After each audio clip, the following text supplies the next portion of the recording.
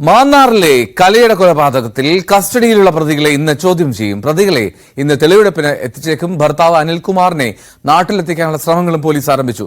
ആജ്ഞ രവീന്ദ്രനാണ് ചേരുന്ന വിവരങ്ങളുമായി. ആജ്ഞ, നടുക്കിയ ഒരു കൊലപാതക വാർത്തയായിരുന്നു ആദ്യം ഇതെത്തിയപ്പോൾ. 15 വർഷങ്ങൾക്ക് ശേഷം ആ സത്യം തെളിഞ്ഞു വരുന്ന സാഹചര്യം എന്താണ്? ഇന്നത്തെ അന്വേഷണ സംഘത്തിന്റെ നീക്കങ്ങൾ?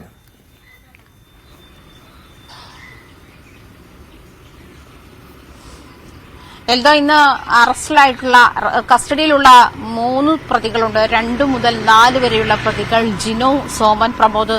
ഇവരെ ഇന്ന് ഇതുമായി ബന്ധപ്പെട്ട് കുറ്റകൃത്യം നടന്ന ഇടങ്ങളിൽ എത്തിക്കുമെന്നാണ് മനസ്സിലാക്കാൻ കഴിയുന്നത്. അതുമായി ബന്ധപ്പെട്ടുള്ള തെളിവെടുപ്പ് ഇന്ന് തന്നെ ഉണ്ടാകുമെന്നാണ് മനസ്സിലാക്കാൻ കഴിയുന്നത്.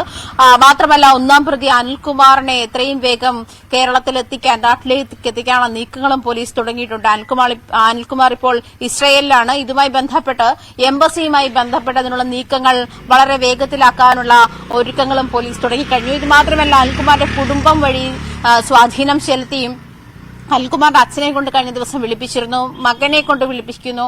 അത്തരത്തിൽ കുടുംബം വഴിയും സ്വാധീനം ചെലുത്തി എത്രയും വേഗം അനിൽകുമാറിന്റെ നാട്ടിലെത്തിക്കാനുള്ള നീക്കങ്ങളും പോലീസ് തുടങ്ങിയിട്ടുണ്ട്. എന്തായാലും എൽദോ സൂചിപ്പിച്ചതുപോലെ കേരളത്തെ അങ്ങേയറ്റം നടുക്കിയ ഒരു കൊലപാതകം തന്നെയാണ്. 15 വർഷം മുൻപ് തിരോധാന കേസ് രജിസ്റ്റർ ചെയ്തിരുന്ന ഒരു കേസ് 15 വർഷത്തിന് ശേഷം അത് കൊലപാതകമാണെന്ന് തെളിയുന്നു. സെപ്റ്റിക് ടാങ്കിൽ കുഴിച്ചു മൂടി എന്നുവരെ ഈ 3 പ്രതികളും സമ്മതിച്ചിട്ടുണ്ട്. ഈ 3 പ്രതികളും കുറ്റം സമ്മതിച്ചുവെന്ന് തന്നെയാണ് പോലീസ് വ്യക്തമാക്കുന്നത്. അതുകൊണ്ട് തന്നെ ഈ സെപ്റ്റിക് ടാങ്കിൽ കുഴിച്ചു മൂടി എന്നുള്ള കാര്യത്തിൽ വ്യക്തമാണ്, പോലീസിന് വ്യക്തതയുണ്ട്. പക്ഷേ മറ്റൊരു കാര്യം, അതിൽ നിന്നും ശേഖരിച്ചിട്ടുള്ള തെളിവുകൾ, അതായത് സ്ത്രീയുടെ മുടിയുടെ അംശം അല്ലെങ്കിൽ വസ്ത്രത്തിന്റെ അംശം, ഇതൊക്കെ കണ്ടുകെട്ടിയെന്ന് പറയുമ്പോഴും ഇവിടെ മറ്റൊരു സാധ്യതയുള്ളത് ഈ ശാസ്ത്രീയ തെളിവുകൾ എത്രത്തോളം ഇതുമായി ഈ കലയുമായി മാച്ച് ചെയ്യുന്നുണ്ട്, അതിന്റെ DNA എത്രത്തോളം കലയുമായി മാച്ച് ചെയ്യുന്നുണ്ട്, അതുപോലെ തന്നെ ഫോറൻസിക് തെളിവുകൾ, മറ്റ് ഫോറൻസിക് സാധ്യതകൾ എന്തൊക്കെയാണ്,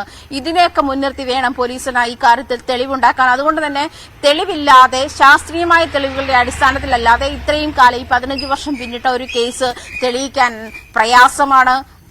ഈ 2 മുതൽ 4 വരെയുള്ള പ്രതികൾ കുറ്റസമ്മതം നടത്തിയെങ്കിൽ പോലും തെളിവെടുപ്പ് പൂർണ്ണമായില്ലെങ്കിൽ, അല്ലെങ്കിൽ അത് ലക്ഷ്യസ്ഥാനത്തെത്തിയില്ലെങ്കിൽ ഈ കേസ് കൊണ്ട്, അല്ലെങ്കിൽ ഇതിലേക്ക് ഈ 15 വർഷത്തിന് ശേഷമുള്ള ഈ ഇൻവെസ്റ്റിഗേഷനിൽ ഫലമില്ലാതെയാകുന്ന ഒരു സാധ്യത കൂടി ഉണ്ട്. അതുകൊണ്ട് തന്നെ പോലീസ് പഴുതടച്ച അന്വേഷണം തന്നെയാണ് നടത്തുന്നതെന്നാണ് മനസ്സിലാക്കാൻ കഴിയുന്നത്. അന്വേഷണ സംഘത്തിന്റെ നീക്കത്തിൽ അവരതിൽ എന്താണ്, ഒരുപക്ഷെ ഈ പറഞ്ഞതുപോലെ പ്രതികൾ രക്ഷപ്പെട്ടേക്കാനുള്ള അല്ലെങ്കിൽ തെളിവുകൾ നശിപ്പിക്കാനുള്ള സാധ്യതകൾ ഇനിയും ഉണ്ടായേക്കാം എന്ന് പ്രതീക്ഷിക്കുന്നുണ്ട്. കഴിഞ്ഞ ദിവസം ഫോറൻസിക് വിദഗ്ധനായ ഒരാളോട് സംസാരിച്ചപ്പോൾ അദ്ദേഹം പറഞ്ഞത് 50 വർഷം വരെ ഒരു മനുഷ്യന്റെ DNA ഈ പറഞ്ഞ പോലെ സെപ്റ്റിക് ടാങ്കിലാണെങ്കിൽ പോലും കണ്ടെടുക്കാൻ കഴിയുമെന്നാണ്. ഒരുപക്ഷെ അത് ഉണ്ടെങ്കിൽ ഈ പറഞ്ഞ മൃതദേഹം മറവ് ചെയ്തത് അവിടെ ആണെങ്കിൽ അതിൽ നിന്ന് കണ്ടെടുക്കാൻ അത്ര വലിയ പ്രയാസമൊന്നും വിദഗ്ധർക്കില്ല എന്ന് വേണം മനസ്സിലാക്കാൻ. അങ്ങനെയെങ്കിൽ ഈ തെളിവെടുപ്പ് കൊണ്ട് പ്രയോജനമുണ്ടാകും. പക്ഷെ ഇന്നലെ കസ്റ്റഡിയിലേക്ക് ഇവരെ വാങ്ങാൻ വേണ്ടി പോലീസ് നൽകിയ അപേക്ഷയിൽ പ്രധാനമായും പറയുന്നത് കൂടുതൽ തെളിവുകൾ ശേഖരിക്കേണ്ടതുണ്ട്. വാഹനം, അതൊരു മാരുതി കാറിലായിരുന്നു കലയെ കൊലപ്പെടുത്തി ഭർത്താവ് കൊണ്ടുവന്ന ഈ പ്രധാന പരാതിക്കാരനായ സുരേഷ് കുമാറിനെ ഈ പറയുന്ന വലിയ പെരുമ്പുഴ പാലത്തിൽ വെച്ച് കാണിച്ചതും അതിനുശേഷം ഈ ആയിക്കര ജംഗ്ഷനിൽ വെച്ചിട്ടാണ് മറ്റു 3 പേരും കലയുടെ മൃതദേഹം കണ്ടത് എന്ന് വ്യക്തമാക്കുന്നത്. ഈ മാരുതി കാർ കണ്ടെത്തേണ്ട സാഹചര്യമുണ്ട്. കൂടുതൽ പ്രതികൾ ഇതിൽ ഇൻവോൾവ് ആയിട്ടുണ്ടോ എന്ന് കണ്ടെത്തേണ്ടതുണ്ട്. അതുപോലെ തന്നെ ഇനിയും ഈ പറഞ്ഞ പോലെ കൂടുതൽ തെളിവുകൾ ലഭിക്കുമോ എന്നറിയണം. ഇത്തരം സാധ്യതകളൊക്കെ, കൊലപാതകത്തിന് മറ്റ് ആയുധങ്ങൾ എന്തെങ്കിലും ഉപയോഗിച്ചിട്ടുണ്ടോ എന്ന് അറിയണം. കഴുത്ത് ഞെരിച്ചാണ് കൊന്നത്, അതായത് കഴുത്തിൽ തുണി മുറുക്കി ശ്വാസം മുട്ടിച്ചാണ് കൊന്നത് എന്നാണ് അനിൽകുമാർ പറഞ്ഞതെന്നാണ് മറ്റു പ്രതികൾ വ്യക്തമാക്കിയിട്ടുള്ളത്. അതുകൊണ്ട് തന്നെ ഇങ്ങനത്തിൽ കൂടുതൽ തെളിവുകൾ ശേഖരിക്കേണ്ട ഒരു സാധ്യത കൂടിയുണ്ട്. എന്തായാലും അത് തന്നെയാണ് ഏറ്റവും പ്രധാനപ്പെട്ട വെല്ലുവിളി ഈ അന്വേഷണ ഉദ്യോഗസ്ഥരെ സംബന്ധിച്ച്. ഈ അന്വേഷണ ഉദ്യോഗസ്ഥർക്ക് ഇത്രമാത്രം ദൈർഘ്യമേറിയ ഒരു കാലഘട്ടം അതിനുശേഷമുള്ള അന്വേഷണമായതുകൊണ്ട് തന്നെ തെളിവുകൾ എത്രത്തോളം ശാസ്ത്രീയമായി സമർപ്പിക്കാൻ കഴിയുമെന്നുള്ള വലിയ ചോദ്യചിഹ്നം നിലനിൽക്കുന്നുണ്ട്. ഈ സെപ്റ്റിക് ടാങ്കിൽ ശേഖരിച്ച സാമ്പിളുകളുടെ അതിൻ്റെയൊക്കെ ഒരു ശാസ്ത്രീയ ഫലം റിപ്പോർട്ട് എപ്പോഴത്തേക്ക് ലഭ്യമാകുമെന്നുള്ളതാണ് പോലീസിന് ലഭിക്കുന്ന സൂചന. ആജ്ഞ,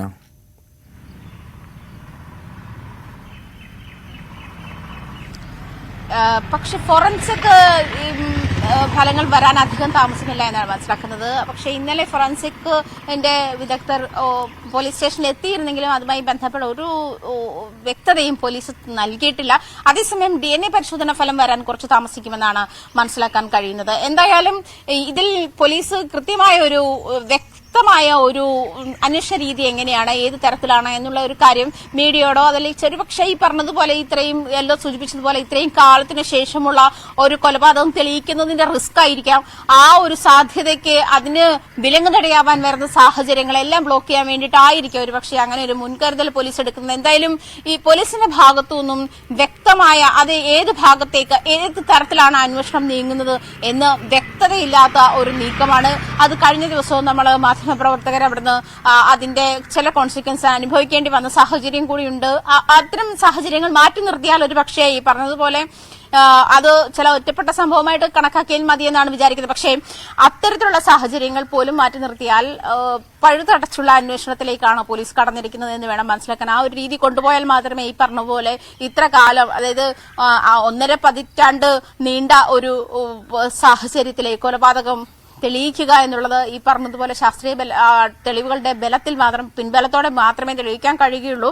അതൊരു വലിയ വെല്ലുവിളിയാണ് പോലീസിനെ സംബന്ധിച്ച്. മറ്റൊരു കാര്യമെന്ന് പറയുന്നത് കല മരിച്ചു, അതല്ല ഈ 15 വർഷത്തിന് ശേഷം ഈ മുൻപ് മിസ്സിംഗ് ആയിരുന്ന കേസിലെ ഒരു സ്ത്രീ മരിച്ചു എന്ന് പോലീസ് തന്നെയാണ് പുറത്തുവിടുന്നത്.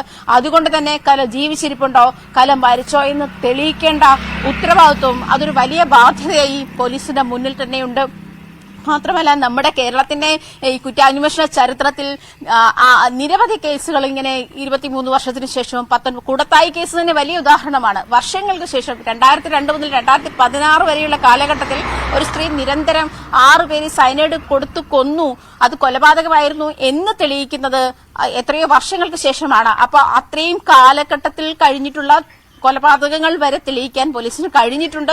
അതുകൊണ്ട് തന്നെ കല മരിച്ചെങ്കിൽ ഒരുപക്ഷെ ഇന്നലെ നമ്മുടെയൊക്കെ ഒരു ചർച്ചയിൽ വന്നതുപോലെ തെളിവുകൾ നശിപ്പിക്കും. ഈ 3 പേർക്കും ഈ അനിൽകുമാർ അവിടെ മൃതദേഹം കുഴിച്ചിട്ടു എന്ന് മാത്രമേ അറിയുള്ളൂ. അയാൾ അവിടുന്ന് അത് മാറ്റിയോ, അതല്ലെങ്കിൽ ആ തെളിവ് നശിപ്പിക്കാൻ അപ്പോൾ തന്നെ അത് അവിടുന്ന് മാറ്റിയോ എന്നുള്ള സാഹചര്യമൊക്കെ മുന്നിൽ കാണാനും അങ്ങനത്തെ ഒരു സാഹചര്യത്തിലേക്ക് പോവുകയാണെങ്കിൽ കൂടി അനിൽകുമാർ നാട്ടിലെത്തി അയാളെ കസ്റ്റഡിയിലെടുത്ത് ചോദ്യം ചെയ്ത ശേഷം മാത്രമേ അതിലും കൂടുതൽ വ്യക്തത ഉണ്ടാവുകയുള്ളൂ. റൈറ്റ് ആജ്ഞ, എന്താണെങ്കിലും നമുക്ക് പ്രതീക്ഷിക്കാം, നമുക്ക് ആ ശാസ്ത്രീയ പരിശോധനാ ഫലങ്ങളൊക്കെ വളരെ കൃത്യമായി അന്വേഷണ സംഘത്തെ ഗുണകരമാകുമെന്നും ഈ കൊലപാതകം നടന്നിട്ടുണ്ട് എന്നുള്ള പ്രതികളുടെ കുറ്റസമ്മതമൊക്കെ ഏറ്റവും ഒടുവിൽ കോടതിയിലും ബോധ്യപ്പെടുത്താനും കഴിയട്ടെ എന്ന് ആത്മാർത്ഥമായിട്ട് ആഗ്രഹിക്കാനാണ്. സത്യം എന്നും നിലനിൽക്കണമല്ലോ, സത്യം തെളിയും ഒരിക്കൽ എന്നുള്ളതാണല്ലോ.